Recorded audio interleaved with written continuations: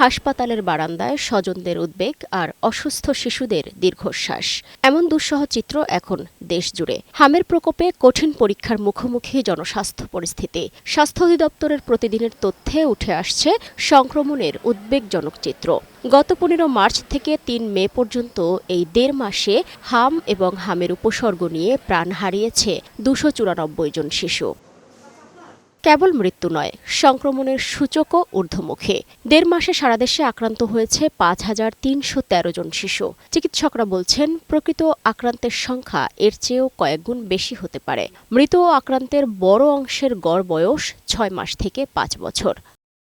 সংক্রমণের হটস্পট রাজধানী সহ ঢাকা বিভাগ। এই বিভাগেই প্রাণ গেছে 116 শিশুর। বিশেষজ্ঞরা বলছেন, ঘনবসতিপূর্ণ এলাকা এবং ভাসমান জনগোষ্ঠীর মধ্যে টিকাদানের হার কম হওয়ায় পরিস্থিতি নিয়ন্ত্রণের বাইরে। এটার সরাসরি তো কোনো চিকিৎসা নেই, ভাইরাস। এখানে তাদের যেই অসুবিধা সেই অসুবিধা চিকিৎসা দিতে হবে। আর যদি তাদের নিউমোনিয়া থাকে, নিউমোনিয়ার জন্য চিকিৎসা আছে, সেটা করতে হবে। ও দ্রুত জ্বর কমাতে হবে, কারণ বাচ্চা বয়সে খুব বেশি জ্বর হয় তার স্নায়ুতন্ত্রের অসুবিধা হতে পারে।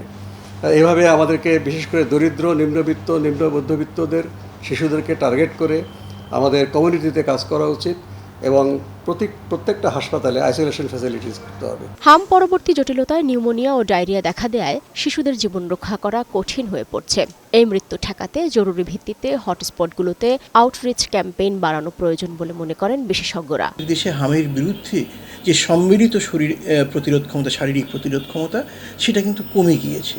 কমে যাওয়ার পরে হামের এইরকম বিশাল একটি দুর্ভোগ বা পুনরুত্থানের পথ সুগম হয়েছে। তো এমতো অবস্থায় আমরা হামের হাত থেকে রক্ষা পেতে গেলে তো 2 ধরনের বিষয় রয়েছে।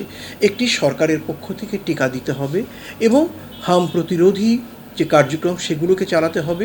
স্বাস্থ্য অধিদপ্তর বলছে, পরিস্থিতি নিয়ন্ত্রণে তারা কাজ করছে। তবে শিশুদের জীবন বাঁচাতে অভিভাবকদের সচেতনতা এবং সময়মতো টিকা নিশ্চিত করা জরুরি।